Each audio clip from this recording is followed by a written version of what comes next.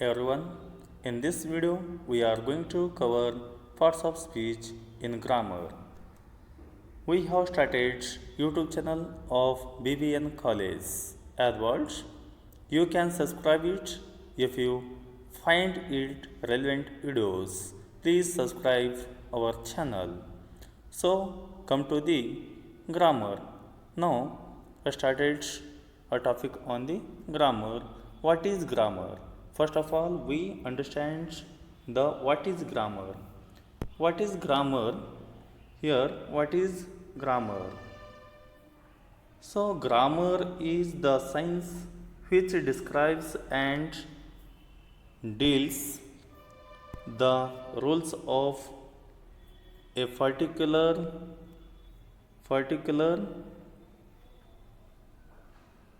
language. It lays down the rules of a language for changing the forms of words and combining them into sentences. A thorough knowledge of grammar is essential for writing and speaking a language correctly.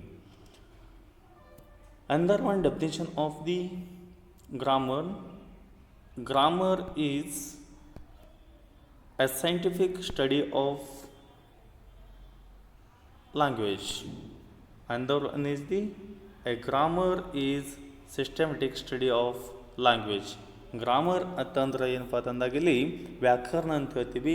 ವ್ಯಾಕರಣ ಎಂದರೆ ಏನು ಅಂತಂದಾಗ ಏನಪ್ಪ ಅಂತಂದಾಗ ಇಲ್ಲಿ ಯಾವ ಒಂದು ಭಾಷೆಯನ್ನು ನಾವು ವೈಜ್ಞಾನಿಕವಾಗಿ ಅಧ್ಯಯನವನ್ನು ಮಾಡ್ತಕ್ಕಂಥದಕ್ಕೆ ನಾವು ವ್ಯಾಕರಣ ಅಂತ ಹೇಳ್ತೀವಿ.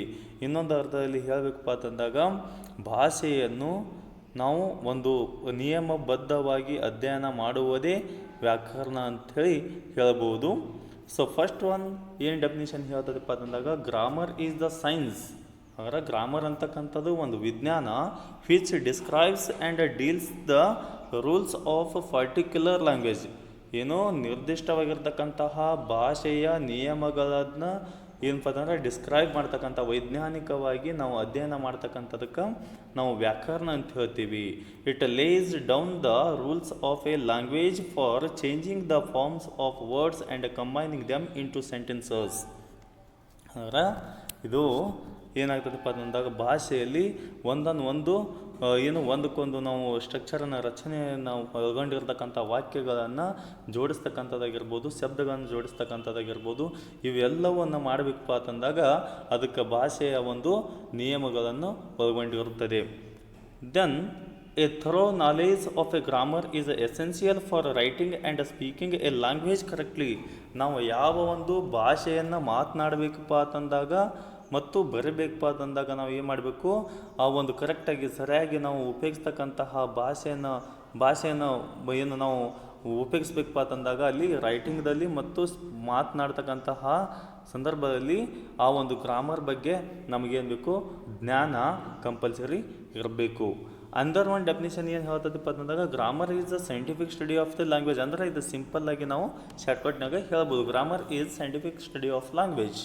ಹೌದಾ, ಭಾಷೆಯನ್ನು ವೈಜ್ಞಾನಿಕವಾಗಿ ಅಧ್ಯಯನವನ್ನು ಮಾಡುವುದೇ ವ್ಯಾಕರಣ ಅಂತ ಹೇಳ್ತೀವಿ. ಇನ್ನೊಂದು ಹೇಳಬೇಕಪ್ಪ ಅಂತಂದಾಗ grammar is systematic study of language ಅಂತ ಹೇಳ್ತೀವಿ. ಹೌದಾ, grammar is systematic study of language ಅಂತಂದಾಗ ಏನು ಭಾಷೆಯನ್ನು ನಿಯಮಬದ್ಧವಾಗಿ ಅಧ್ಯಯನವನ್ನು ಮಾಡುವುದೇ ವ್ಯಾಕರಣ ಎಂದು ನಾವು ಕರೆಯುತ್ತೇವೆ. Next come to the point. ಯಾವುದಪ್ಪ ಅಂತಂದಾಗ ಈಗ ನಾವು ಸೆಂಟೆನ್ಸ್ ಅಂತಂದಾಗ ಈಗಾಗಲೇ ನಿಮ್ಗೆ ಗೊತ್ತಿದೆ ಲೆಟರ್ಸ್ ಅಂದರೆ ಏನು, ವರ್ಡ್ಸ್ ಅಂದರೆ ಏನು, ಅವೆಲ್ಲ ಸಾಮಾನ್ಯವಾಗಿ ಗೊತ್ತಿರುತ್ತೆ. ನಾನು ಡೈರೆಕ್ಟ್ಲಿ ಎಲ್ಲಿ ಬರ್ತಪ್ಪ ಅಂತಂದಾಗ ಸೆಂಟೆನ್ಸ್ ಬಗ್ಗೆ ನಾನು ಹೇಳ್ತಾ ಹೋಗ್ತೀನಿ. ಹೌದಾ, ಇಲ್ಲಿ ಸೆಂಟೆನ್ಸ್ ಅಂತಕ್ಕಂಥದ್ದು, ಸೆಂಟೆನ್ಸ್ ಅಂದರೆ ಏನು, what is sentence? A sentence means A group of words ಇಲ್ಲೇ ತೋಡಿ, ಇದು ಸೆಂಟೆನ್ಸು. ಹೌದಾ, ಸೆಂಟೆನ್ಸ್ ಅಂತಂದರೆ ಏನು, ಎ ಗ್ರೂಪ್ ಆಫ್ ವರ್ಡ್ಸ್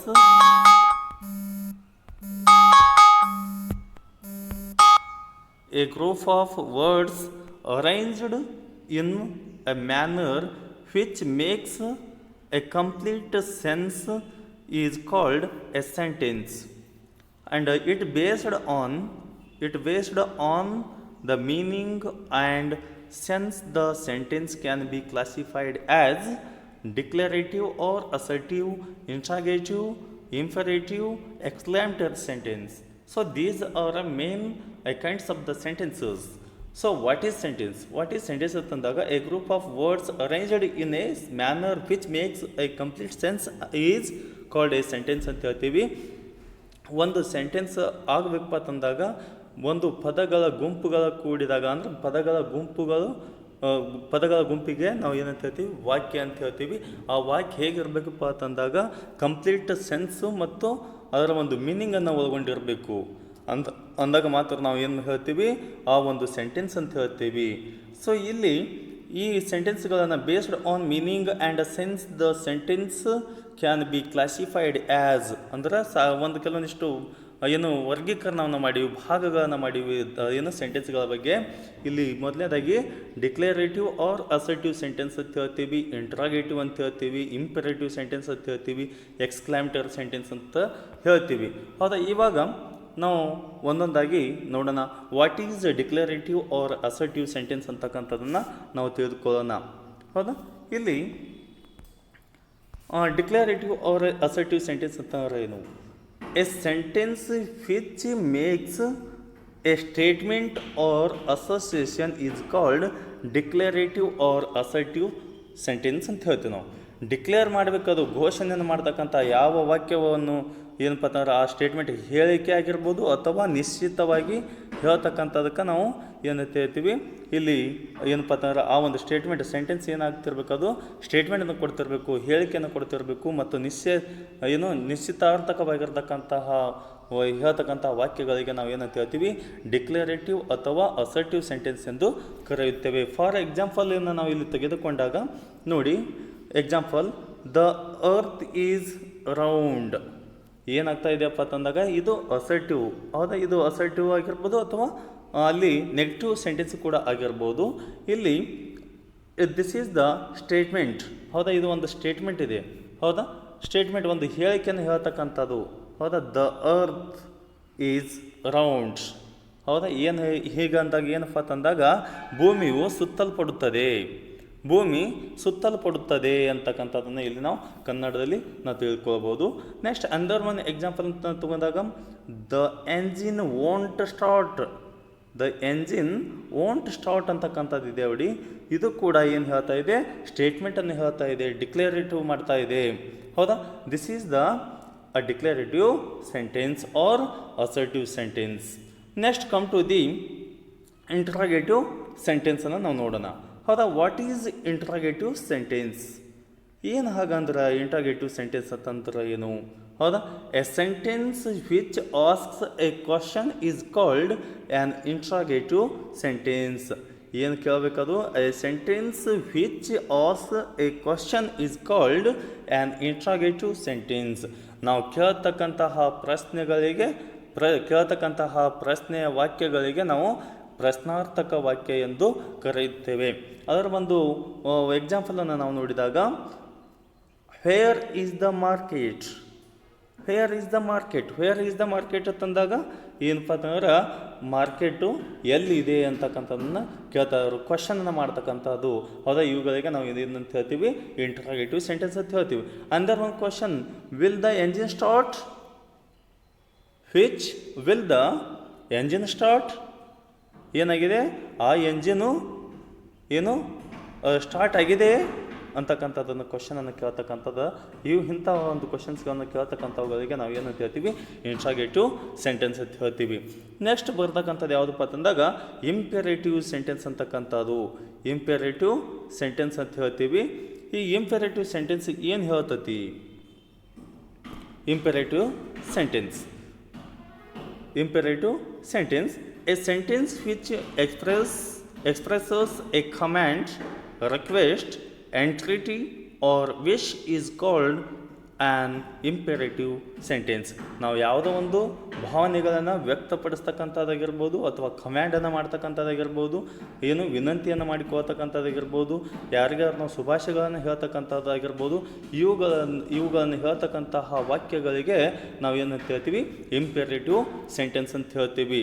ಈ ಇಂಪೆರೇಟಿವ್ ಸೆಂಟೆನ್ಸ್ ತಂದಾಗ ನೋಡಿ, ಇಲ್ಲಿ ಎಕ್ಸಾಂಪಲನ್ನು ನಾವು ನೋಡೋಣ. ಏನು, bring a glass of water. A bring of a glass of water. Bring a glass of water. So this is the command ಅಂತಂದ್ರೆ ಆಜ್ಞೆನ ಮಾಡ್ತಕ್ಕಂಥದ್ದು. ಹೌದಾ, ಕೊಡಿ ಅಂತಕ್ಕಂಥದ್ದು. ಇದು ಒಂದು ಗ್ಲಾಸು ನೀರನ್ನು, ಒಂದು ಗ್ಲಾಸ್ನಲ್ಲಿ ಒಂದು ನೀರನ್ನು ತನ್ನಿ ಅಂತಕ್ಕಂಥದ್ದನ್ನೇ ಹೇಳ್ತಕ್ಕಂಥದ್ದು. ನೆಕ್ಸ್ಟ್ ಅಂದರ್ one, please lend me your English grammar book. ಇದು ಏನು ಮಾಡ್ತಾ ಇದೆಯಪ್ಪ ಅಂತಂದಾಗ ಇಲ್ಲಿ ಇಂಗ್ಲೀಷ್ ಗ್ರಾಮರ್ ಅಂತಕ್ಕಂಥದ್ದು ಏನಿದೆಯಲ್ಲ, ಆ ಒಂದು ಪುಸ್ತಕವನ್ನು, ನಿಮ್ಮ ಪುಸ್ತಕವನ್ನು, ಇಂಗ್ಲೀಷ್ ಗ್ರಾಮರ್ ವ್ಯಾಕರಣದ ಪುಸ್ತಕವನ್ನು ನನಗೆ ದಯವಿಟ್ಟು ತನ್ನಿ ಅಂತಕ್ಕಂಥದ್ದು. ಏನಪ್ಪ ಅಂದ್ರೆ ಇಲ್ಲಿ ಪ್ಲೀಸ್ ಅಂತಕ್ಕಂಥದ್ದು ಇದೆಯಲ್ಲ, ಈ ಪ್ಲೀಸ್ ಅಂತಕ್ಕಂಥದ್ದು ರಿಕ್ವೆಸ್ಟನ್ನು ಮಾಡ್ತಕ್ಕಂಥದ್ದು. ಹೌದಾ, ಅಂದರ್ ಒನ್ ಸೆಂಟೆನ್ಸ್, ಹೆಲ್ಪ್ ಮೀ ಓ ಗಾಡ್. ಇಲ್ಲಿ ಹೆಲ್ಪ್ ಮೀ ಓ ಗಾಡ್ ಅಂತಕ್ಕಂಥದ್ದು ಏನಿದೆಯಲ್ಲ, ಇದು ಏನಪ್ಪ ಅಂತಂದರೆ ಇಲ್ಲಿ ಇದನ್ನು ಮಾಡ್ತಕ್ಕಂಥದ್ದು. ಇದು ಕೂಡ ದೇವರಿಗೆ ಬೇಡಿಕೊಳ್ತಕ್ಕಂಥದ್ದು, ನನಗೆ ಸಹಾಯ ಮಾಡು ಓ ದೇವರೇ ಅಂತಕ್ಕಂಥದ್ದು. ಅಂದರ್ one sentence is, may God help you to achieve success in your mission. ಅಂದರೆ ನೀನು ಏನು ಸಾಧನೆಯನ್ನು ಮಾಡ್ತಕ್ಕಂತಹದಕ್ಕೆ ಏನಪ್ಪ ಅಂತಂದ್ರೆ ಆ ದೇವರು ನಿಮ್ಗೆ ಯಶಸ್ಸನ್ನು ಕೊಡಲಿ ಎಂದು ಹಾರೈಸುತ್ತೇನೆ ಅಂತಕ್ಕಂಥದ್ದನ್ನು ಇಲ್ಲಿ ನಾವು ಶುಭಾಶಯ ಹೇಳ್ತಕ್ಕಂಥದ್ದು, ವಿಶನ್ನು ಮಾಡ್ತಕ್ಕಂಥದ್ದನ್ನು ನಾವಿಲ್ಲಿ ನೋಡ್ತೀವಿ. ಇನ್ನು then next another one sentence of the sentence I exclamatory. So here exclamatory ಅಂತಕ್ಕಂತಹ ಸೆಂಟೆನ್ಸು ಇದು ಏನು ಹೇಳ್ತದಪ್ಪ ಅಂತಂದಾಗ, a strong feelings, a sentence which expresses a strong feeling is called an exclamatory sentence ಅಂತ ಹೇಳ್ತೀವಿ. ಯಾವುದೇ ಭಾವನೆಗಳನ್ನು ನಾವು ಅತ್ಯಂತ ಗಾಂಭೀರ್ಯತೆಯನ್ನು ಕೂಡಿರ್ತಕ್ಕಂತಹಗಳನ್ನು ನಾವು ಎಕ್ಸ್ಪ್ರೆಸ್ಸನ್ನು ಮಾಡ್ತಕ್ಕಂಥದಕ್ಕೆ ನಾವೇನು ಅಂತ ಹೇಳ್ತೀವಿ, ಎಕ್ಸ್ಕ್ಲಾಮೇಟರಿ ಸೆಂಟೆನ್ಸ್ ಅಂತ ಹೇಳ್ತೀವಿ. ಇಲ್ಲಿ ಆ್ಯನ್ ಎಕ್ಸ್ಪ್ರೆಷನ್ ಆಫ್ ಎಮೋಷನ್ ಅಂತೂ ಕೂಡ ಹೇಳ್ತೀವಿ ನಾವು. ಇದಕ್ಕೆ ಏನು ಎಕ್ಸ್ಪ್ರೆಷನ್, ನಮ್ಮ ಭಾವನೆಗಳನ್ನು ವ್ಯಕ್ತಪಡಿಸ್ತಕ್ಕಂತಹದ್ದು. Next for example, hurrah I have secured first division. ಅಂದರೆ ನಾನು ಫಸ್ಟು ವಿಭಾಗದಲ್ಲಿ ನಾನು ವಿಭಾಗವನ್ನು ಪಡೆದುಕೊಂಡೆ, ಫಸ್ಟ್ 1ನೇ ಸ್ಥಾನದಲ್ಲಿ ನಾನು ಬಂದೆ ಅಂತಕ್ಕಂಥದ್ದನ್ನು ಖುಷಿಯಿಂದ ಹೇಳ್ತಕ್ಕಂಥದ್ದು, ಖುಷಿಯಾಗಿರ್ಬೋದು ಅಥವಾ ಅದು ದುಃಖಿತವಾಗಿರ್ತಕ್ಕಂಥದ್ದಾಗಿರ್ಬೋದು. ಇಲ್ಲಿ ನಾವು 4 ತೆರನಾಗಿರ್ತಕ್ಕಂತಹ ಸೆಂಟೆನ್ಸ್ಗಳನ್ನು ನೋಡಿದ್ದೀವಿ. ಅವು ಯಾವಪ್ಪ ಅಂತಂದಾಗ, ಮೊದಲನೇದಾಗಿ ಡಿಕ್ಲರೇಟಿವ್, ದೆನ್ ಇಂಟ್ರಾಗೇಟಿವ್,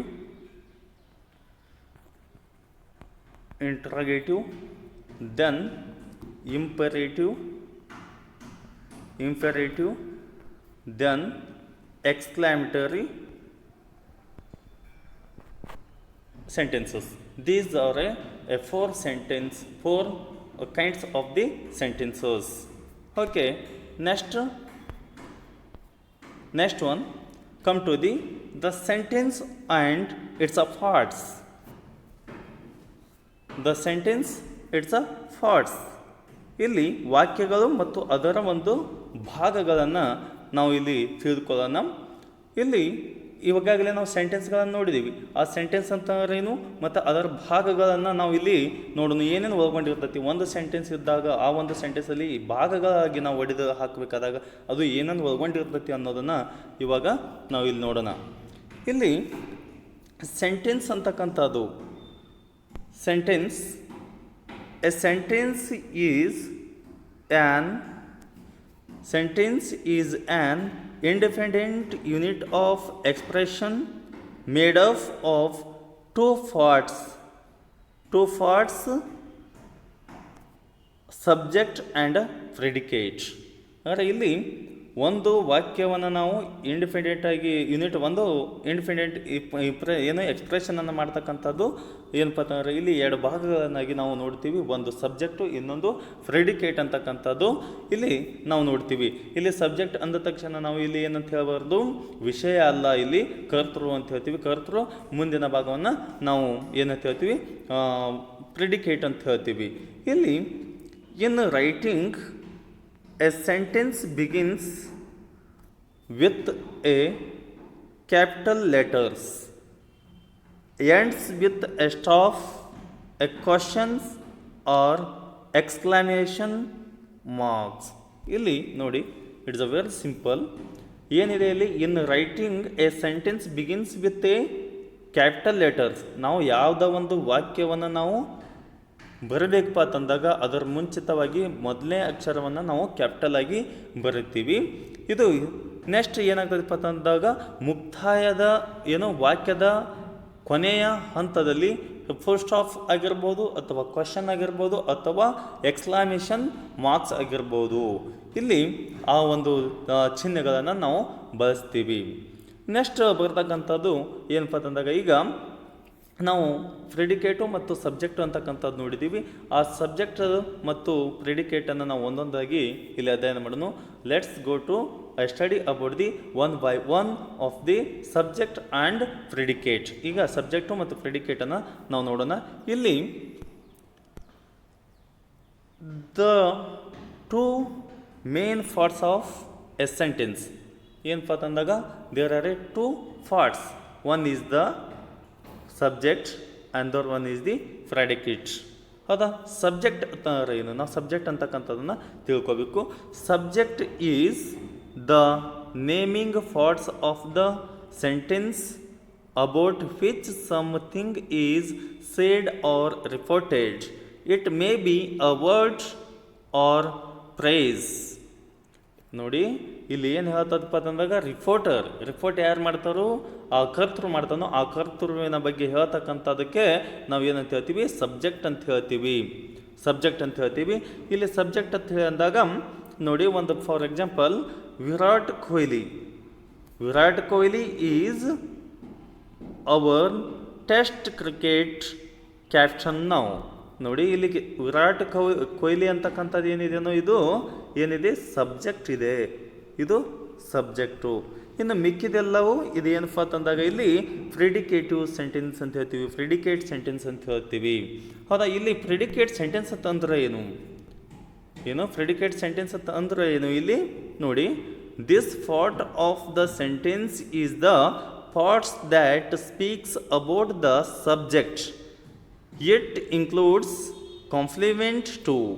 ನೋಡು, ಇದು ಏನೇನು ಒಳಗೊಂಡಿದೆಯಪ್ಪ ಅಂತಂದಾಗ, ಈ ಪಾರ್ಟ್ಸು, ಈ ಪ್ರೆಡಿಕೇಟ್ ಅಂತಕ್ಕಂಥದ್ದು ಎದರ ಬಗ್ಗೆ ಮಾತನಾಡ್ತದಪ್ಪ ಅಂತಂದಾಗ, ಎದರ ಬಗ್ಗೆ ಹೇಳ್ತದಪ್ಪ ಅಂತಂದಾಗ ಆ ಕರ್ತೃವಿನ ಬಗ್ಗೆ ಹೇಳ್ತಕ್ಕಂತಹದಕ್ಕೆ ನಾವು ಏನಂತ ಹೇಳ್ತೀವಿ?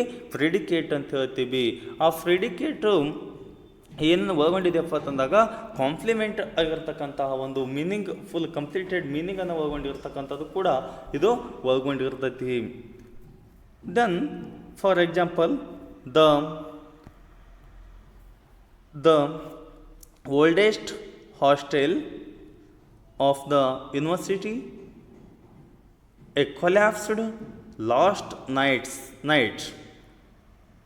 Under one sentence, a noted specialist will perform the operation. ಇಲ್ಲಿ ನಾವು ನೋಡ್ತಕ್ಕಂಥದ್ದು ಏನಪ್ಪ ಅಂತಂದಾಗ, ದ ಓಲ್ಡೆಸ್ಟ್ ಅಂತಕ್ಕಂಥದ್ದು ಏನಿದೆ ಇಲ್ಲಿ, ದ ಓಲ್ಡೆಸ್ಟ್ ಅಂತಕ್ಕಂಥದ್ದು ಇದು ಸಬ್ಜೆಕ್ಟ್ ಆಗಿ ಕೆಲಸವನ್ನು ಮಾಡುತ್ತೆ. ಇಲ್ಲಿ ಹಾಸ್ಟೆಲ್ ಅಂತಕ್ಕಂಥದ್ದು, hostel of the university collapsed last night ಅಂತಕ್ಕಂಥದ್ದು, ಈ ಹಾಸ್ಟೆಲ್ ಅಂತಕ್ಕಂಥದ್ದು ಏನಿದೆಯಲ್ಲ ಇದು ಪ್ರೆಡಿಕೇಟ್ ಇದೆ. ಈ ಪ್ರೆಡಿಕೇಟ್ ಅಂತಕ್ಕಂಥದ್ದು ಇದು ಏನಪ್ಪ ಅಂತಂದಾಗ ಇಲ್ಲಿ ಸಬ್ಜೆಕ್ಟದ ಬಗ್ಗೆ ಹೋಗತಕ್ಕಂಥದ್ದು ಓಲ್ಡೆಸ್ಟ್ ಹೇಗಿದೆ ಅಂತಕ್ಕಂಥದ್ದನ್ನು ಸೂಚಿಸ್ತದೆ. ಅದು ಕೊಲ್ಯಾಪ್ಸ್ಡ್ ಲಾಸ್ಟ್ ನೈಟ್. ಸೊ ಇದು ಕೂಡ ಈ ವಾಕ್ಯದ ಮುಂದಿನ ಇದು ಇಲ್ಲಿ ದ ಯೂನಿವರ್ಸಿಟಿ ಅಂತಕ್ಕಂಥದ್ದು ಮತ್ತು ದ ಓಲ್ಡೆಸ್ಟ್ ಅಂತಕ್ಕಂಥದ್ದು ಏನಾಗಿದೆ ಇಲ್ಲಿ ಸಬ್ಜೆಕ್ಟ್ ಇದೆ. ಹೌದಾ? ಇದು ಈ ಒಂದು ಸಬ್ಜೆಕ್ಟದ ಮುಂದೆ ಹಾಸ್ಟೆಲ್ ಅಂತಕ್ಕಂಥದ್ದು ಬಂದಿದೆ. ಹೌದಾ? ಈ ಹಾಸ್ಟೆಲ್ ಏನಾಗಿದೆಪ್ಪ ಅಂದಾಗ ಕೊಲ್ಯಾಪ್ಸ್ಡ್ ಏನಾಗಿದೆ? ಹಾಸ್ಟೆಲ್ ಆಗಿದೆ. ನೆಕ್ಸ್ಟ್ ಅಂದರ್ one, a noted specialist. The noted specialist ಅಂತಕ್ಕಂಥದ್ದು ಏನಿದೆ ಇಲ್ಲಿ ಸಬ್ಜೆಕ್ಟ್ ಇದೆ. ಹೌದಾ? ನೆಕ್ಸ್ಟ್ ಮಿಕ್ಕಿದೆಲ್ಲವೂ ವಿಲ್ ಪರ್ಫಾರ್ಮ್ ದ ಆಪರೇಷನ್. ಇದು ಏನಿದೆಯಲ್ಲ ಈ ವಿಲ್ ಅಂದರೆ ಹೆಲ್ಪಿಂಗ್ ವರ್ಬದಿಂದ ಮುಂದಿನ ಭಾಗಕ್ಕೆ ನಾವು ಏನಂತ ಹೇಳ್ತೀವಿ? ಪ್ರೆಡಿಕೇಟಿವ್ ಸೆಂಟೆನ್ಸ್ ಅಂತ ಹೇಳ್ತೀವಿ. So next come to the complement. Complement ಅಂತಂದ್ರೆ ಏನು? ಈಗಾಗಲೇ ಅಲ್ಲಿ ಕಾಂಪ್ಲಿಮೆಂಟ್ ಅಂತ ಹೇಳಿದೆ. ಆ ಕಾಂಪ್ಲಿಮೆಂಟ್ ಅಂತಂದ್ರೆ ಏನು? ಹೌದಾ? Compliment is A word or words needed to complete the meaning. ಈಗಾಗಲೇ ಏನು ಹೇಳಿ ಸಂಪೂರ್ಣವಾಗಿ ಒಂದು ಅರ್ಥವನ್ನು ಕೊಡ್ತಾ ಇತ್ತಪ್ಪ ಅಂತಂದಾಗ ಕಂಪ್ಲೀಟ್ ಸೆಂಟೆನ್ಸ್ ಒಂದು ಪೂರ್ಣ ಅರ್ಥವನ್ನು ಕೊಡ್ತಾ ಇತ್ತಪ್ಪ ಅಂತಂದಾಗ ಅದಕ್ಕೆ ನಾವು ಕಾಂಪ್ಲಿಮೆಂಟೆಡ್ ಅಂತ ಹೇಳ್ತೀವಿ, ಕಾಂಪ್ಲಿಮೆಂಟ್ ಸೆಂಟೆನ್ಸ್ ಅಂತ ಹೇಳ್ತೀವಿ. ಫಾರ್ ಎಕ್ಸಾಂಪಲ್ ಇಲ್ಲಿ ಒಂದು ನೋಟ್ ಮಾಡ್ಕೋಬೇಕು ನಾವು. ಎ ಸಬ್ಜೆಕ್ಟ್ ಅಂತಕ್ಕಂಥದ್ದು, a subject predicate means it's a verb ಅಂತ ಹೇಳ್ತೀವಿ ನಾವು. Or complement may by compounds the is it may have two or more parts joined by and or but. ಹೌದಾ, ಈ ಕಂಪೌಂಡ್ ವರ್ಡ್ಸ್ ಅಂತಕ್ಕಂಥ ಬರುತ್ತೆ. ಇಲ್ಲಿ ಕಂಜಕ್ಷನ್ ಅಂತ ಹೇಳ್ತೀವಿ. ಆ ಕಂಜಕ್ಷನ್ ವರ್ಡ್ಸ್ ಅಂತಕ್ಕಂಥದ್ದು ಒಂದು ಸೆಂಟೆನ್ಸ್ಗಿಂತಲೂ ಇನ್ನೂ ಹೆಚ್ಚಿನ 2 ಅಥವಾ 3ಕ್ಕಿಂತ 1ಕ್ಕಿಂತ ಹೆಚ್ಚು ವಾಕ್ಯಗಳನ್ನು ಕೂಡಿಸ್ತಕ್ಕಂತಹ ವಾಕ್ಯಗಳಿಗೆ ನಾವು ಕಂಪೌಂಡ್ ಸೆಂಟೆನ್ಸ್ ಅಂತ ಹೇಳ್ತೀವಿ. ಅಂಥ ಸೆಂಟೆನ್ಸ್ಗಳಲ್ಲಿ ಕೂಡ ಏನೋ ಕಾಂಪ್ಲಿಮೆಂಟ್ ಆಗಿ ಇರ್ತಕ್ಕಂಥದ್ದು ಇರುತ್ತೆ. ಅದು ಸಂಪೂರ್ಣ ಒಂದು ಅರ್ಥವನ್ನು ಕೊಡುತ್ತಿರ್ತದೆ. ಹೀಗಾಗಿ ಅದಕ್ಕೆ ನಾವು ಕಾಂಪ್ಲಿಮೆಂಟ್ ಅಂತ ಹೇಳ್ತೀವಿ. ದೆನ್ ಇಲ್ಲಿ ಕಾಂಪ್ಲಿಮೆಂಟ್ಗೆ ಒಂದು ಎಕ್ಸಾಂಪಲನ್ನು ನಾವು ಹೇಳಬೇಕಪ್ಪ ಅಂತಂದಾಗ ನೋಡಿ, ಕಾಂಪ್ಲಿಮೆಂಟ್. ಹೌದಾ, ಈ complement poems and stories delight and edify children, teenagers, adults etcetera. ಅಂದರೆ ಈ ಒಂದು ಸೆಂಟೆನ್ಸ್ ಇದೆ, poems and stories delight and edify children, teenager and adult ಅಂತಕ್ಕಂಥದ್ದಿದೆ. ಇಲ್ಲಿ ಏನಿದೆಪ್ಪ ಅಂತಂದಾಗ ಪೊಯಮ್ ಆ್ಯಂಡ್ ಸ್ಟೋರಿ ಅಂತಕ್ಕಂಥದ್ದು ಏನಿದೆ, ಇದು ಏನಿದೆ ಇಲ್ಲಿ ಸಬ್ಜೆಕ್ಟ್ ಇದೆ. ಹೌದಾ, ಸಬ್ಜೆಕ್ಟ್ ಇದೆ. Then another one delight and edify children, teenager and adults ಅಂತಕ್ಕಂಥದ್ದು ಈ ಟೋಟಲಿ ಈ ಸೆಂಟೆನ್ಸ್ದ ಮುಂದಿನ ಭಾಗವು ಎಲ್ಲವೂ ಏನಿದೆ, ಇದು ಪ್ರಿಡಿಕೇಟಿವ್ ಸೆಂಟೆನ್ಸ್ ಇದೆ. ಈ ಪ್ರಿಡಿಕೇಟಿವ್ ಸೆಂಟೆನ್ಸ್ ಇಲ್ಲಿ ಕಾಂಪ್ಲಿಮೆಂಟ್ ಅಂತಕ್ಕಂಥದ್ದು ನಾವು ನೋಡಬೇಕು. ಕಾಂಪ್ಲಿಮೆಂಟ್ ಅಂತಂದ್ರೆ ಪೂರ್ಣವಾಗಿ ಇರ್ತಕ್ಕಂಥದ್ದನ್ನು, ಸಂಪೂರ್ಣವಾಗಿ ಅರ್ಥವನ್ನು ಕೊಡ್ತಕ್ಕಂಥದ್ದು ಯಾವುದಾಗಿದೆಪ್ಪ ಅಂತಂದಾಗ ಇಲ್ಲಿ ಈ ಚಿಲ್ಡ್ರನ್ ಯಾರು ಕಾಂಪ್ಲಿಮೆಂಟ್ ಆಗಿದ್ದಾರೋ, ಈ ಪೊಯಮ್ಗೆ ಮತ್ತು ಸ್ಟೋರಿಗೆ ಯಾರು ಲಿಂಕ್ ಅದಾರು ಅಂದ್ರೆ ಈ ಪೊಯಮು ಮತ್ತು ಸ್ಟೋರಿ ಯಾರ ಬಗ್ಗೆ ಹೇಳ್ತಾ ಇದೆಯಪ್ಪ ಅಂತಂದಾಗ ಈ ಚಿಲ್ಡ್ರನ್, ಟೀನ್ಏಜರ್ಸ್ ಆ್ಯಂಡ್ ಅಡಲ್ಟ್ ಬಗ್ಗೆ. This is the a complement. Here this is the predicate. Which is the predicate? Delight and edify children, teenager and adults. Next come to the next. How it is the sentence pattern or ಒಂದು sentence pattern ಏನು ಇರ್ತೈತಿ ಅನ್ನೋದನ್ನು ನಾವಿಲ್ಲಿ ನೋಡೋಣ. ಈ sentence pattern ಏನು ನೋಡಿ, pattern ಏನು ಇರ್ತೈತಪ್ಪ ಅಂತಂದಾಗ the sentence pattern, the usual sentence pattern is subject, verb, ing, complement, but this order is changed in questions and exclamation. ಅಂದರೆ ಇದು ಏನೇನು ಒಳಗೊಂಡಿರ್ತದಪ್ಪ ಅಂತಂದಾಗ ಸಬ್ಜೆಕ್ಟ್ ಇರುತ್ತೆ, ವರ್ಬ್ ಇರುತ್ತೆ, ಅದಾದ ನಂತರ ing ಫಾರ್ಮ್ ಇರುತ್ತೆ ಅಥವಾ ಕಾಂಪ್ಲಿಮೆಂಟ್ ಇರುತ್ತೆ. ಇಲ್ಲಿ ನಾವು ಶಾರ್ಟ್ ಫಾರ್ಮ್ದಾಗ ಏನು ಹೇಳ್ಬೋದಪ್ಪ ಅಂತಂದಾಗ subject plus V plus object or complement. C means complement ಅಂತ ಹೇಳ್ತೀವಿ ನಾವು. ಇಲ್ಲಿ ಈ ಒಂದು ಪ್ಯಾಟರ್ನನ್ನು ಒಳಗೊಂಡಿರುತ್ತದೆ. ಹೇಗಪ್ಪ ಅಂತಂದಾಗ ನೋಡಿ, ಶ್ರೀನಾಥ್ ಬಾಲ್ಸ್ ಅಗ್ರೆಸಿವ್ಲಿ. ಹೌದಾ, ಇಲ್ಲಿ ಅಗ್ರೆಸಿವ್ಲಿ ಅಂತಕ್ಕಂಥ ಶ್ರೀನಾಥ್ ಅಂತಕ್ಕಂಥದ್ದು ಸಬ್ಜೆಕ್ಟ್ ಇದೆ. ಹೌದಾ, ಬಾಲ್ಸ್ ಅಂತಕ್ಕಂಥದ್ದು ಏನಿದೆ ವರ್ಬ್ ಇದೆ, ಅಗ್ರೆಸಿವ್ಲಿ ಅಂತಕ್ಕಂಥದ್ದು ಕಾಂಪ್ಲಿಮೆಂಟ್ ಇದೆ. Complement sentence. This is the main predicative and subject. Then come to the points.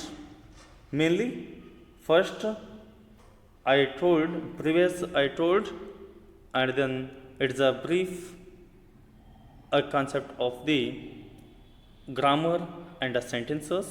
Come to the parts of speech. Mainly parts of speech ಅಂದಾಗ ಏನು, ಈಗಾಗಲೇ ನಾವು ಏನು ನೋಡಿದ್ದೀವಿ, ಕೈಂಡ್ಸ್ ಆಫ್ ದ ಸೆಂಟೆನ್ಸಸ್ ನೋಡಿದ್ದೀವಿ. ನೆಕ್ಸ್ಟು ಆ ಒಂದು ಸೆಂಟೆನ್ಸ್ ಆ್ಯಂಡ್ ಇಟ್ಸ್ ಪ್ಯಾಟರ್ನ್ಗಳನ್ನು ನೋಡಿದ್ದೀವಿ ನಾವು. ಹೌದಾ, ಇವು ಎಲ್ಲಗನ ನೋಡಿದಾಗ ಇಲ್ಲಿ ಪಾರ್ಟ್ಸ್ ಆಫ್ ಸ್ಪೀಚ್ ಅಂತಕ್ಕಂಥದ್ದು ಬರುತ್ತೆ. ಹೌದಾ, ಒಂದು ಪಾರ್ಟ್ಸ್ ಅಂತಂದಾಗ ಏನಂತ ಹೇಳ್ತೀವಿ ನಾವು, ಪಾರ್ಟ್ಸ್ ಮೀನ್ಸ್ ಭಾಗಗಳು. ಹೌದಾ, ಇಲ್ಲಿ ಸ್ಪೀಚ್ ಅಂತಕ್ಕಂಥದ್ದು ಏನು ಮೀನಿಂಗ್ ಕೊಡ್ತದಪ್ಪ ಅಂತಂದಾಗ ವಾಕ್ಯ, ಏನು ಸೆಂಟೆನ್ಸ್ ಅಂತ ಹೇಳ್ತೀವಿ ನಾವು. Speech means sentence. Speech means sentence. Thoughts means it's a divided ಇವುಗಳನ್ನು ಕೊಡುತ್ತೆ.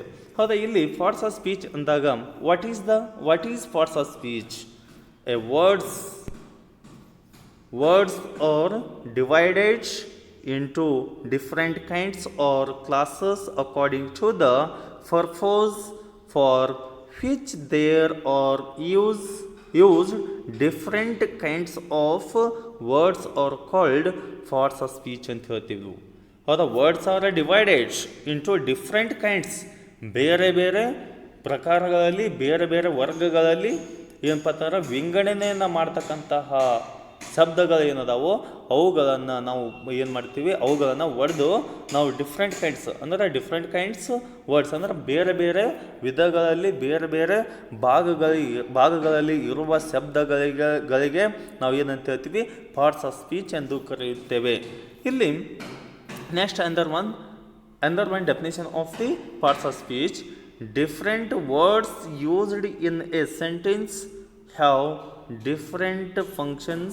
According to these functions, words can be classified into categories. No word has a fixed category.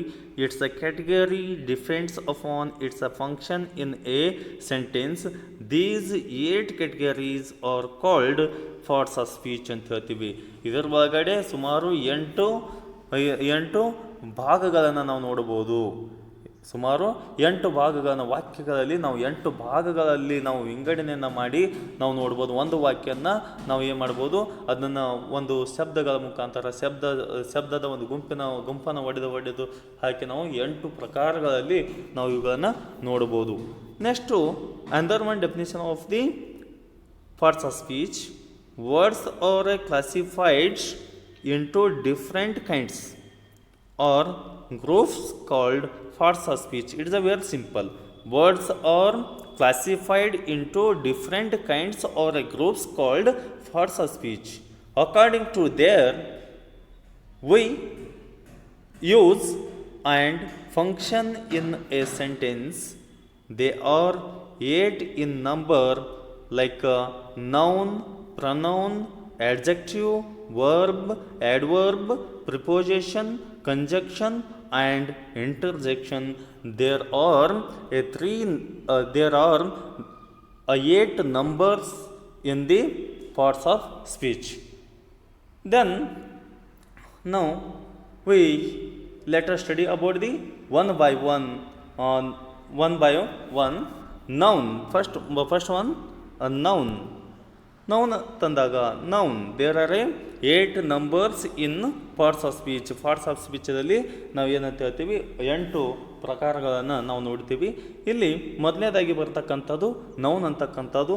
ಈ ನೌನ್ ತಂದಾಗ ನಾವು ಕನ್ನಡದಲ್ಲಿ ಏನು ಹೇಳ್ತೀವಿ, ನೌನ್ ಮೀನ್ಸ್ ನಾಮಪದ ಅಂತ ಹೇಳ್ತೀವಿ ನಾವು. ಈ ನಾಮಪದ ಅಂದರೆ ಏನು? A word which is used as the name of persons, places, things, animals, creatures and some abstract concept. ಹೌದಾ, ಯಾವುದೇ ಆಗಿರ್ಬೋದು, ಯಾವ ಒಂದು ನಾಮಪದವನ್ನು ನಾವು ಎಲ್ಲೆಲ್ಲಿ ಯೂಸ್ ಮಾಡ್ತೀವಪ್ಪ ಅಂತಂದಾಗ ವ್ಯಕ್ತಿಗಳಾಗಿರ್ಬೋದು, ಸ್ಥಳಗಳಾಗಿರ್ಬೋದು, ವಸ್ತುಗಳಾಗಿರ್ಬೋದು, ಪ್ರಾಣಿಗಳಾಗಿರ್ಬೋದು, ಜೀವ ಸಂಕುಲಗಳಾಗಿರ್ಬೋದು, ಏನು ಒಂದು ಪರಿಕಲ್ಪನಾತ್ಮಕವಾಗಿರ್ತಕ್ಕಂತಹ ಕೆಲವೊಂದಿಷ್ಟು ವಿಚಾರಗಳಾಗಿರ್ಬೋದು, ಅವುಗಳನ್ನು ನಾವು ವ್ಯಕ್ತಪಡಿಸ್ತಕ್ಕಂಥದಕ್ಕೆ ನಾವು ಏನಂತ ಹೇಳ್ತೀವಿ, ನಾಮಪದ ಎಂದು ಕರೆಯುತ್ತೇವೆ. ಇಲ್ಲಿ ವ್ಯಕ್ತಿಗಳ ಹೆಸರುಗಳಾಗಿರ್ಬೋದು, ಸ್ಥಳಗಳ ಹೆಸರಾಗಿರ್ಬೋದು, ವಸ್ತುಗಳ ಹೆಸರಾಗಿರ್ಬೋದು, ಪ್ರಾಣಿಗಳ ಹೆಸರಾಗಿರ್ಬೋದು, ಜೀವ ಸಂಕುಲಗಳ ಹೆಸರಾಗಿರ್ಬೋದು ಅಥವಾ ಪರಿಕಲ್ಪನೆಗಳಾಗಿರ್ಬೋದು, ಇವುಗಳನ್ನು ವ್ಯಕ್ತಪಡಿಸ್ತಕ್ಕಂಥದಕ್ಕೆ ಏನಂತ ಹೇಳ್ತೀವಿ, ನಾವು ನಾಮಪದಗಳು ಎಂದು ಕರೆಯುತ್ತೇವೆ. ನಾಮಪದ. ಆ ನಾಮಪದಗಳನ್ನು ನಾವು ನೋಡಿದಾಗ, ಇವಾಗ ಪರ್ಸನ್ಸ್ನ ನಾವು ನೋಡಿದಾಗ ಮೊದಲನೇದಾಗಿ ಪರ್ಸನ್ ನೇಮ್ ಅನ್ನು ನೋಡಿದಾಗ ಇಲ್ಲಿ ರವಿ ಅಂತಕ್ಕಂಥದ್ದು, ರಾಜು ಅಂತಕ್ಕಂಥದ್ದು, ರಮೇಶ್ ಅಂತಕ್ಕಂಥದ್ದು, Sujata, Sangeeta, these are a persons name. ಇಲ್ಲಿ ಪರ್ಸನ್ಸ್ ನೇಮ್ ಅಂತಂದಾಗ ಅಂದ್ರೆ ವ್ಯಕ್ತಿಗಳ ಹೆಸರನ್ನು ನಾವು ಕರ್ತಕ್ಕಂಥವುಗಳಿಗೆ ಏನಂತ ಹೇಳ್ತೀವಿ, ನಾಮಪದಗಳಂತ ಹೇಳ್ತೀವಿ. ಹೌದಾ, ಇದು ವ್ಯಕ್ತಿಗಳಿಗೆ ಆಯಿತು. ಅಂದರ್ ಒನ್ ಪ್ಲೇಸಸ್. ಹೌದಾ, ಪ್ಲೇಸಸ್ ಸ್ಥಳಗಳ ಬಗ್ಗೆ ಹೇಳ್ತಕ್ಕಂಥದ್ದು.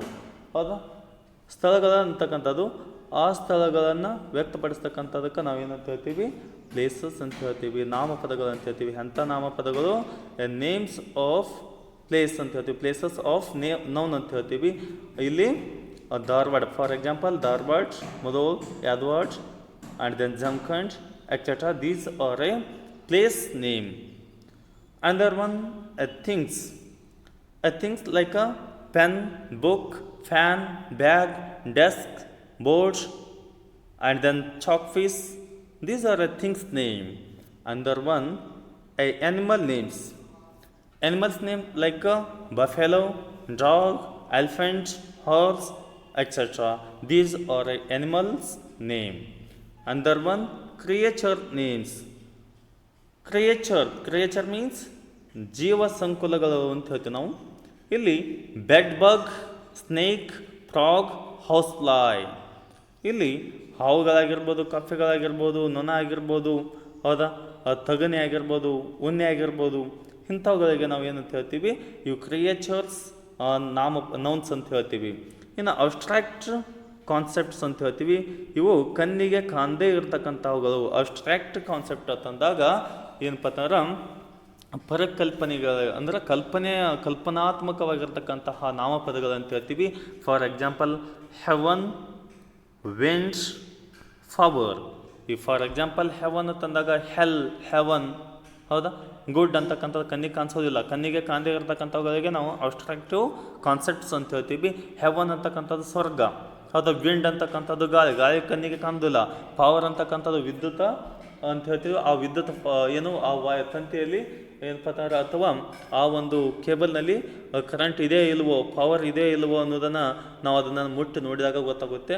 ಅದನ್ನು ನೋಡಿದ ತಕ್ಷಣ ಅಲ್ಲೇನು ಏನೋ ಪವರ್ ಇಲ್ಲ ಅಥವಾ ಇದೆ ಅಂತ ಹೇಳೋದಕ್ಕೆ ಸಾಧ್ಯವಾಗೋದಿಲ್ಲ. These are a abstractive concepts.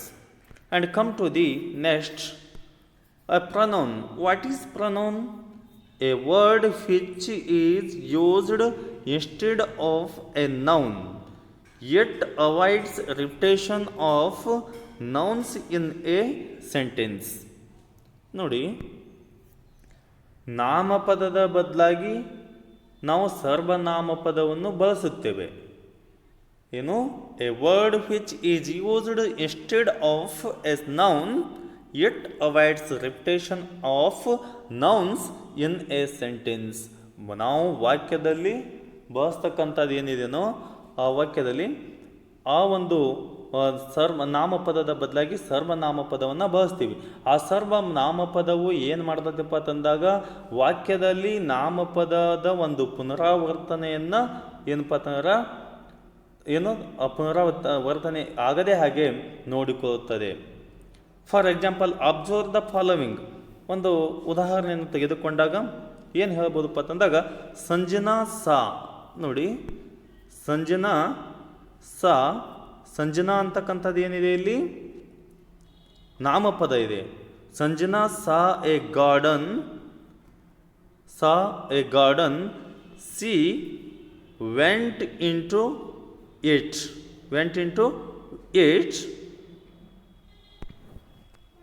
and then it was very big. She saw many flowers there. They were beautiful. She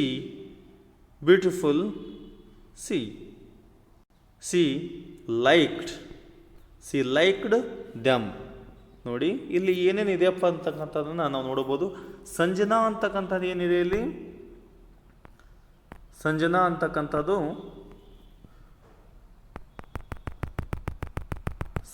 ಅಂತಕ್ಕಂಥದ್ದು ಏನಿದೆ ಇಲ್ಲಿ, ಇದು ನಾಮಪದ ಇದೆ, ಹೌದಾ.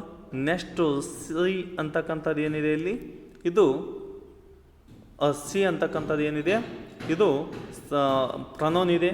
ನೆಕ್ಸ್ಟ್ ಆದ ನಂತರ ಇಲ್ಲಿ ಇಟ್ ಅಂತಕ್ಕಂಥದ್ದು ಏನಿದೆ ಅದು ಕೂಡ ಪ್ರನೌನ್ ಇದೆ. ಹೌದಾ. ಇಟ್ ಅಂತಕ್ಕಂಥದ್ದು ಕೂಡ ಪ್ರನೌನ್ ಇದೆ. ಇಲ್ಲಿ ಕೂಡ ಏನಿದೆ ಸಿ ಅಂತಕ್ಕಂಥದ್ದು ಅದು ಪ್ರನೌನ್ ಇದೆ. ಹೌದಾ. ನೆಕ್ಸ್ಟ್ ಅದಾದ ನಂತರ ದೇ ಅಂತಕ್ಕಂಥದ್ದು ಪ್ರನೌನ್ ಇದೆ. ಹೌದಾ. ನೆಕ್ಸ್ಟು ದ್ಯಮ್ ಅಂತಕ್ಕಂಥದ್ದು ಪ್ರನೌನ್ ಇದೆ. ಇಲ್ಲಿ ನೋಡಿ ಸಂಜನಾ ಅಂತಕ್ಕಂಥದ್ದು ನೌನು. ಹೌದಾ. ನೆಕ್ಸ್ಟು ಸಿ ಅಂತಕ್ಕಂಥದ್ದು ಮತ್ತು ದೇ ಅಂತಕ್ಕಂಥದ್ದು, ಇಟ್ ಅಂತಕ್ಕಂಥದ್ದು, ದ್ಯಮ್ ಅಂತಕ್ಕಂಥದ್ದು ಇವು ಎಲ್ಲವೂ ಏನು ಇದಪ್ಪ ಅಂತಂದಾಗ ಪ್ರನೌನ್ ಇವೆ. ಪ್ರನೌನ್ ಅಂತಕ್ಕಂಥದ್ದು ಇದೆ. ಇಲ್ಲಿ ಸರ್ವನಾಮಪದ ಇದೆ. ಇಲ್ಲಿ ವಾಕ್ಯದ ಒಂದು ಪ್ರಾರಂಭದಲ್ಲಿ ಏನಿದೆ ಏನು ನಾಮಪದವನ್ನು ಬಳಸಿವಿ. ಆ ವಾಕ್ಯದಲ್ಲಿ ಪದೇ ಪದೇ ಆಗ್ತಕ್ಕಂತಹ ಪುನರಾವರ್ತನೆ ಆಗ್ತಕ್ಕಂತಹ ನಾಮಪದದ ಬದಲಾಗಿ ನಾವು ಸರ್ವನಾಮಪದಗಳನ್ನು ನಾವು ಬಳಸುತ್ತೇವೆ. ಅವು ಯಾವಪ್ಪ ಅಂತಂದಾಗ ಸರ್ವನಾಮಪದಗಳು ಯಾವುವು ಸರ್ ಅಂತ ಕೇಳ್ಬೋದು. ಇಲ್ಲಿ ನಾವು ಪರ್ಸನ್ ವೈಸ್ ಹೊಡೆದಾಗ ಪರ್ಸನ್ಸ್ಗಳನ್ನು ನಾವು first person, second person, third person ಅಂತಕ್ಕಂಥದ್ದನ್ನ ನೋಡ್ತೀವಿ. ಇಲ್ಲಿ ಫಸ್ಟ್ ಪರ್ಸನ್ದಲ್ಲಿ ಸಿಂಗ್ಯುಲರು ಮತ್ತು ಪ್ಲೂರಲನ್ನು ನಾವು ನೋಡ್ತೀವಿ. ಫಸ್ಟ್ ಪರ್ಸನ್ ಸಿಂಗ್ಯುಲರ್ ಐ ಅಂತಕ್ಕಂಥದ್ದು, ಪ್ಲೂರಲ್ದಲ್ಲಿ ವಿ ಅಂತಕ್ಕಂಥದ್ದು. ಸೆಕೆಂಡ್ ಪರ್ಸನ್ದಲ್ಲಿ you singular and you another one you is the plural and then third person a singular he see it or singular person, and then plural they. So these are a pronouns. Then come to the next point. Here adjective. What is adjective? A word which is used describe a noun or pronoun is called an adjective. It says the quality, quantity and numbers of noun or pronoun. ಇಲ್ಲಿ ಹೇಳ್ತಕ್ಕಂಥದ್ದು ಏನು ಹೇಳ್ತಾ ಇದೆ? adjective ಅಂತಕ್ಕಂಥದ್ದು a word which is used to describe a noun or pronoun is called an adjective. It says the quality, quantity or numbers of nouns or pronouns. ಇಲ್ಲಿ ಗುಣ ಆಗಿರ್ಬೋದು ಅಥವಾ ಪರಿಮಾಣಾತ್ಮಕ ಆಗಿರ್ಬೋದು, ಸಂಖ್ಯೆಗಳನ್ನಾಗಿರ್ಬೋದು, ಆ ಎಲ್ಲವನ್ನು ಅದರ ಬಗ್ಗೆ ನಾಮಪದ ಅಥವಾ ಸರ್ವನಾಮಪದಗಳ ಸಂಖ್ಯೆ, ಗುಣ, ಪರಿಣಾಮಗಳನ್ನು ವ್ಯಕ್ತಪಡಿಸ್ತಕ್ಕಂಥದಕ್ಕೆ ನಾವು ವಿಶೇಷಣ ಅಂತ ಹೇಳ್ತೀವಿ. ಇಲ್ಲಿ ವಿಶೇಷಣ ಅಂತ ಹೇಳ್ತೀವಿ. ಹೌದಾ. ಇಲ್ಲಿ ಫಾರ್ ಎಕ್ಸಾಂಪಲ್ ವಿಶೇಷಣ ಏನು? ಹೌದಾ. For example Ashoka was A great king. ಇಲ್ಲಿ ವಿಶೇಷತೆನೇ ಹೇಳ್ತಾ ಇದೆ. ಎದರ ಬಗ್ಗೆ ಹೇಳ್ತಾ ಇದೆ? ಇಲ್ಲಿ ಯಾರ ಬಗ್ಗೆ ಹೇಳ್ತಾ ಇದೆ? ಗ್ರೇಟ್ ಅಂತಕ್ಕಂಥದ್ದು ಇದು ಅಶೋಕನ ಬಗ್ಗೆ ಹೇಳ್ತಾ ಇದೆ. ಅಶೋಕನ ಬಗ್ಗೆ. How was Ashoka was A great king. ಆತನು ಅತ್ಯುತ್ತಮ ಶ್ರೇಷ್ಠ ಒಬ್ಬ ರಾಜನಾಗಿದ್ದನು. ಯಾರು? ಈ ನಾಮಪದವನ್ನು ಹೋಗತಕ್ಕಂಥದ್ದು ಅಶೋಕ ಅಂತಕ್ಕಂಥದ್ದು. ಇಲ್ಲೇನಿದೆ? A word which is use to described a noun or pronoun is called adjective ಅಂತ ಹೇಳಿದ್ದೀವಿ. ನಾಮಪದ ಅಥವಾ ಸರ್ವನಾಮಪದಗಳನ್ನು ಹೊಗತಕ್ಕಂತಹ ಪದಕ್ಕೆ ನಾವು ವಿಶೇಷಣ ಅಂತ ಹೇಳಿದ್ವಲ್ಲ, ಅದಕ್ಕಾಗಿ ಇಲ್ಲಿ ನಾವು ನೋಡೋಣ. ಈ ಒಂದು ವಿಶೇಷತನ ಸರ್ವನಾಮ ಆಗಿರ್ಬೋದು ಅಥವಾ ನಾಮಪದವನ್ನು ಹೋಗತಕ್ಕಂಥದ್ದು ಯಾವುದಾಗಿದೆ? ಇದು ಗ್ರೇಟ್ ಅಂತಕ್ಕಂಥದ್ದು. ಇಲ್ಲಿ ಗ್ರೇಟ್ ಅಂತಕ್ಕಂಥದ್ದು ಏನಿದೆ? ಇದು ಎಡ್ಜೆಕ್ಟಿವ್ ಇದೆ. ನೆಕ್ಸ್ಟ್ ಕಮ್ ಟು ದಿ ಅಂದರ್ one sentence. C is A tall girl. ನೋಡಿ, ಈ ಟಾಲ್ ಅಂತಕ್ಕಂಥದ್ದು, ಸಿ ಅಂತಕ್ಕಂಥದ್ದು ಏನಿದೆ? ಪ್ರನೌನ್ ಇದೆ. ಅಶೋಕ ಅಂತಕ್ಕಂಥದ್ದು ಏನದು? ನೌನ್ ಇತ್ತು. ಇಲ್ಲಿ ಪ್ರನೌನ್ ಇದೆ. C is A tall girl ಅಂದ್ರೆ ಅವಳು ಎತ್ತರ ಹುಡುಗಿ ಇದ್ದಾಳೆ. ಒಬ್ಬಳು ಎತ್ತರ ಹುಡುಗಿ ಇದ್ದಾಳೆ ಅಂತಕ್ಕಂಥದ್ದು. ಎತ್ತರ ಅಂತಕ್ಕಂಥದ್ದನ್ನು ಯಾರನ್ನು ಹೋಗುತ್ತಾ ಇದೆಯಪ್ಪ ಅಂತಂದಾಗ ಆ ನಾಮಪದವನ್ನು ಗರ್ಲ್ ಮತ್ತು ಇಲ್ಲಿ ಸಿ ಅಂತಕ್ಕಂಥದ್ದು ಅವಳನ್ನು ಸರ್ವನಾಮಪದ ಆಗಿರ್ಬೋದು ಅಥವಾ ನಾಮಪದವನ್ನು ಹೋಗತಕ್ಕಂಥದ್ದು ಇತ್ತಪ್ಪ ಅಂತಂದಾಗ ಅದು ವಿಶೇಷಣ ಎನ್ನಿಸಿಕೊಳ್ಳುತ್ತದೆ. Next for example numbers. ಇಲ್ಲಿ ಏನಿದೆ, ಇದು ಇದು ಕ್ವಾಲಿಟಿ ಇದೆ, ಇದು ಕ್ವಾಂಟಿಟಿ ಇದೆ, ಇದು ಕ್ವಾಲಿಟಿ ಇದೆ. ಕ್ವಾಲಿಟಿ ಅಂತಂದ್ರೆ ಶ್ರೇಷ್ಠವಾಗಿರ್ತಕ್ಕಂಥವನು. ಇಲ್ಲಿ ಇರ್ತಕ್ಕಂಥದ್ದು ಏನಿದು,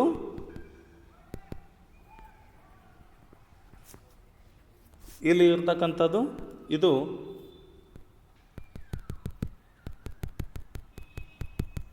ಇಲ್ಲಿ ಟಾಲ್ ಅಂತಕ್ಕಂಥದ್ದು ಕ್ವಾಂಟಿಟಿ ಆಗಿರ್ತಕ್ಕಂಥದ್ದು.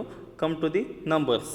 ಇಲ್ಲಿ ನಂಬರ್ಸನ್ನು ನೋಡಿದಾಗ there are 72 boys in the class. ಏನು, ಕ್ಲಾಸ್ ರೂಮ್ನಲ್ಲಿ 72 ಜನರು ಹುಡುಗರು ಇದ್ದಾರೆ ಅಂತಕ್ಕಂಥದ್ದನ್ನು ಹೇಳಬೇಕಾಗಿದೆ. ಇಲ್ಲಿ there are 72 boys in the class. ಈ 72 ಅಂತಕ್ಕಂಥದ್ದು ಏನಿದೆಯೋ ಈ ನಂಬರ್ಸನ್ನು ಹೋಗತಕ್ಕಂಥದ್ದು ಯಾರನ್ನು ಹೋಗುತ್ತಾ ಇದೆ, ಈ ಕ್ಲಾಸ್ನಲ್ಲಿ ಇರ್ತಕ್ಕಂಥ ಬಾಯ್ಸ್ಗಳ ಬಗ್ಗೆ. ಅಂದ್ರೆ ಎಷ್ಟು ಜನ, how many boys in the class ಅಂತ ಹೇಳಿ ಕೇಳಿದಾಗ there are 72 boys in the class ಅಂತಕ್ಕಂಥದ್ದನ್ನು ಹೇಳ್ತೀವಿ. Next come to the she gave her a beautiful flower. ನೋಡು, ಇಲ್ಲಿಯೂ ಏನಿದೆಯಪ್ಪ ಅಂತಂದಾಗ she gave her a beautiful ಅಂತಕ್ಕಂಥದ್ದು ಏನಿದೆ ಇಲ್ಲಿ, this is the adjective and a C is the ಏನು express is beautiful is a describes about the sea. ಆದರೆ ಇವುಗಳನ್ನು ಹೋಗತಕ್ಕಂಥದ್ದು. Next come to the verb. What is verb? Verb a word which indicates an action, position, a possession or what is done to the subject. ಏನೇನು ಒಳಗೊಂಡಿದೆ, ಏನು ಒಂದು ಕ್ರಿಯೆಯನ್ನು ವ್ಯಕ್ತಪಡಿಸ್ತಕ್ಕಂಥದ್ದು, ನಾವು ಏನು ಮಾಡ್ತೀವಿ, ಏನು ಸ್ಥಾನ ಇದೆ, what is the status, what you have and then what is done to the subject. ಅಂದರೆ ಸಬ್ಜೆಕ್ಟ್ದಿಂದ ಮಾಡಲ್ಪಟ್ಟಿರ್ತಕ್ಕಂತಹ ಒಂದು ಕ್ರಿಯೆಯನ್ನು ತಿಳಿಸ್ತಕ್ಕಂಥದಕ್ಕೆ ನಾವು ಕ್ರಿಯಾಪದ ಅಂತ ಹೇಳ್ತೀವಿ. ಇಲ್ಲಿ ಮೊದಲಿಗೆ ವರ್ಬ್ ಮೀನ್ಸ್ ಏನಪ್ಪ ಅಂತಂದಾಗ an action words. Verb means it's an action. Here action, ಆ ಆ್ಯಕ್ಷನ್, ಪೊಸಿಷನ್ ಅಂತಕ್ಕಂಥದ್ದನ್ನು ನಾವು ಇಲ್ಲಿ ನೋಡ್ತೀವಿ. ಆ್ಯಕ್ಷನ್ ಅಂತಕ್ಕಂಥದ್ದು ಕ್ರಿಯೆ, ಪೊಸಿಷನ್ ಅಂತಕ್ಕಂಥದ್ದು ಸ್ಥಾನ, ಪೊಸೆಷನ್ ಅಂತಕ್ಕಂಥದ್ದು ಏನನ್ನು ಹೊಂದಿವಿ ಅಂತಕ್ಕಂಥದ್ದನ್ನು ಹೇಳ್ತಕ್ಕಂಥದ್ದು. ಮೊದಲನೇದಾಗಿ ಎಕ್ಸಾಂಪಲು, ಐ ಡ್ರಿಂಕ್ ಟೀ. ಅಂದರೆ ಇಲ್ಲಿ ಪೊಸಿಷನ್ ಏನು, ಆ್ಯಕ್ಷನನ್ನು ಹೇಳ್ತಕ್ಕಂಥದ್ದು ಯಾವುದು, ಡ್ರಿಂಕ್ ಅಂತಕ್ಕಂಥದ್ದು. ಈ ಡ್ರಿಂಕ್ ಅಂತಕ್ಕಂಥದ್ದು ಆ್ಯಕ್ಷನ್ ವರ್ಬ್ ಅಂತ ಹೇಳ್ತೀವಿ. ನೆಕ್ಸ್ಟ್ ಅಂದರ್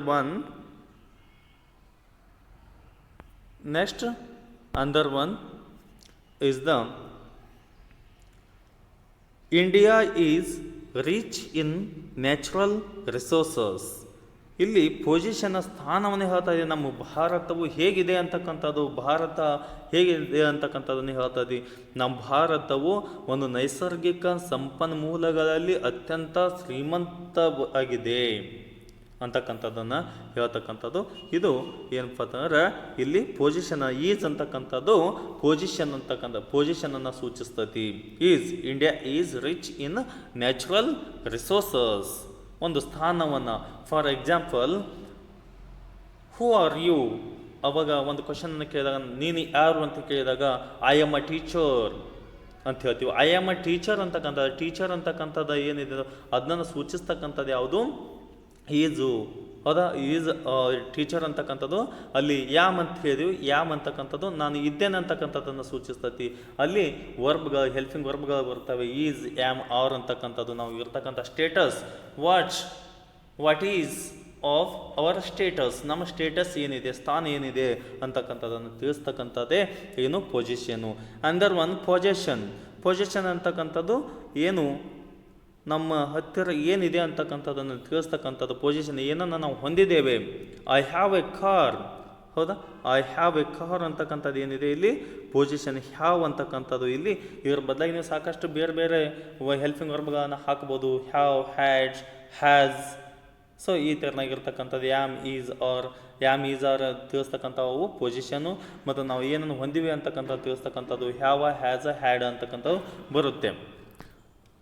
Then another one is the adverb. Adverb. Adverb ಅಂತಂದ್ರೆ ಏನು? ಇದು ಕ್ರಿಯಾ ವಿಶೇಷಣವನ್ನು ತಿಳಿಸ್ತಕ್ಕಂಥದ್ದು. A words which is used to qualify adverbs, an adjective, another adverb, a phrase or clause or preposition. ಇಲ್ಲಿ ಏನು ತಿಳಿಸ್ತದಪ್ಪ ಅಂತಂದಾಗ ಕ್ವಾಲಿಫೈ ಆಗ್ತಕ್ಕಂಥದ್ದು, ಮಾಡಿಫೈ ಆಗ್ತಕ್ಕಂಥದ್ದು ಎಡ್ವರ್ಬ್ ಆಗಿರ್ಬೋದು, ಎಡ್ಜೆಕ್ಟಿವ್ ಆಗಿರ್ಬೋದು, ಆ್ಯಂದರ್ ಎಡ್ವರ್ಬ್ ಆಗಿರ್ಬೋದು, ಏನು ಪದಗಳ ಗುಚ್ಛ ಆಗಿರ್ಬೋದು, ಅಥವಾ ಪದಗಳ ಗುಂಪಾಗಿರ್ಬೋದು, ಅಥವಾ ಒಂದು ಏನು ನಿಸರ್ಗವ್ಯಯಗಳಾಗಿರ್ಬೋದು, ಅವುಗಳನ್ನು ತಿಳಿಸ್ತಕ್ಕಂಥದ್ದನ್ನು ನಾವೇನು ಹೇಳ್ತೀವಿ? ಕ್ರಿಯಾ ವಿಶೇಷಣ ಅಂತ ಹೇಳ್ತೀವಿ. ಕ್ರಿಯೆಯ ಬಗ್ಗೆ ಒಂದು ವಿಶೇಷತೆಯನ್ನು ಹೇಳ್ತಕ್ಕಂಥದಕ್ಕೆ ನಾವು ಕ್ರಿಯಾ ವಿಶೇಷಣ ಅಂಥೇಳಿ ಕರೆಯುತ್ತೇವೆ. For example, he runs fast. ಇಲ್ಲಿ ಹಿ ರನ್ಸ್ ಫಾಸ್ಟ್ ಅಂತಕ್ಕಂಥದ್ದು, ಇಲ್ಲಿ ರನ್ಸ್ ಇದೆ, ಹೌದಾ? ಅವನು ಜೋರಾಗಿ ಓಡುತ್ತಾನೆ, ಜೋರಾಗಿ. How he runs, how does he run? ಆತನು ಹೇಗೆ ಓಡ್ತಾನೋ ಅಂತಕ್ಕಂಥದ್ದನ್ನು ಹೇಳ್ತೀವಿ. ಜೋರಾಗಿ ಓಡ್ತಾನೆ ಅನ್ನೋದಕ್ಕೆ ನಾವು ಫಾಸ್ಟ್ ಅಂತ ಹೇಳಿ ಬಳಸ್ತೀವಿ. ಆ ಫಾಸ್ಟು ಏನಾಗಿದೆ, ಇಲ್ಲಿ ಎದರ ಬಗ್ಗೆ ಹೇಳ್ತಾ ಇದೆ? ಓಡುವಿಕೆ ಬಗ್ಗೆ ಹೇಳ್ತಾ ಇದೆ. ಅದಕ್ಕಾಗಿ ನಾವು ಎಡ್ವರ್ಬ್ ಅಂತ ಹೇಳ್ತೀವಿ. ಎಡ್ವರ್ಬ್ ಆಗಿರ್ತಕ್ಕಂಥದ್ದು ಯಾವುದಿಲ್ಲಿ?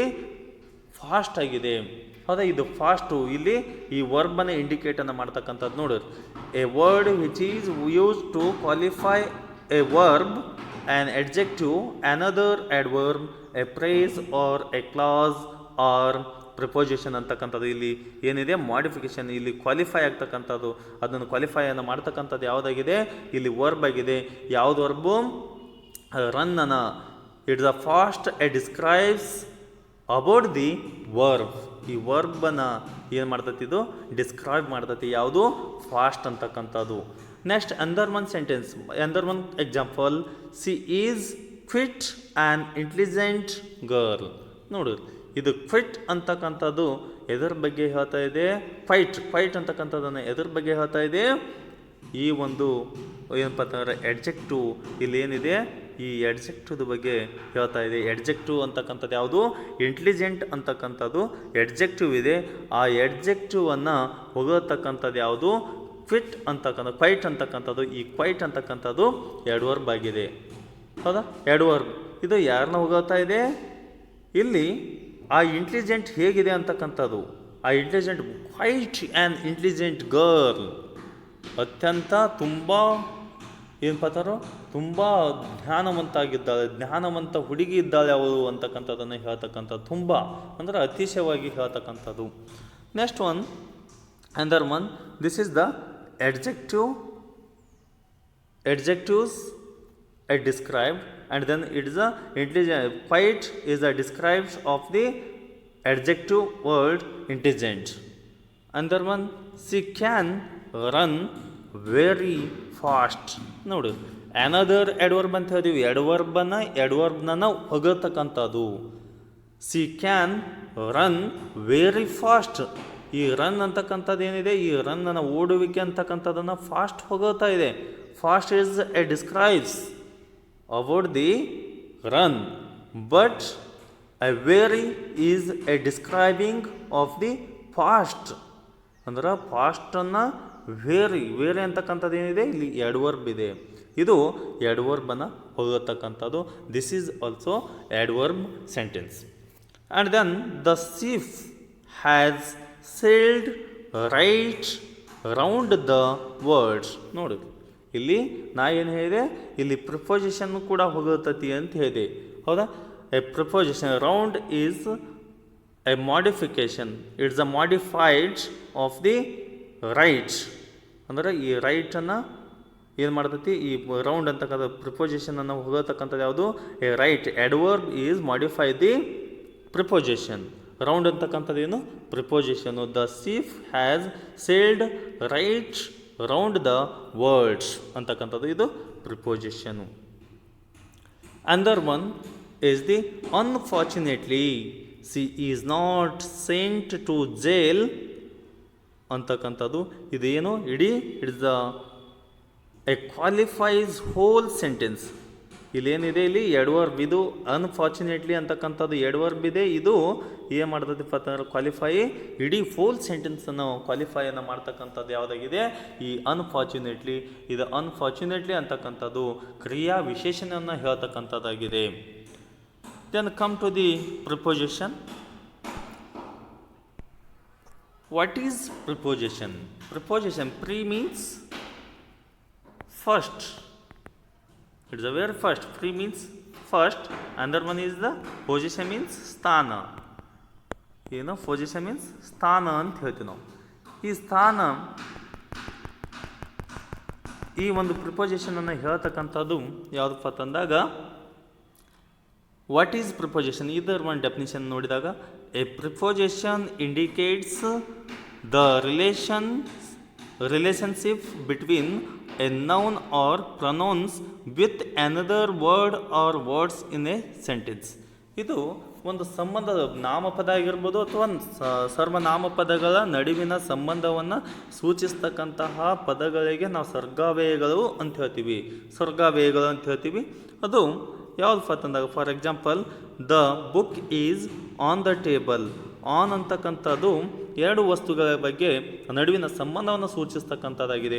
ದ ಬುಕ್, ದ ಟೇಬಲ್, ಈ ಎರಡು ಮಧ್ಯದ ಒಂದು ಸಂಬಂಧವನ್ನು ಸೂಚಿಸ್ತಕ್ಕಂಥದ್ದು ಯಾವುದಪ್ಪ ಅಂತಂದಾಗ ಆನ್ ಆಗಿದೆ. On is the preposition words.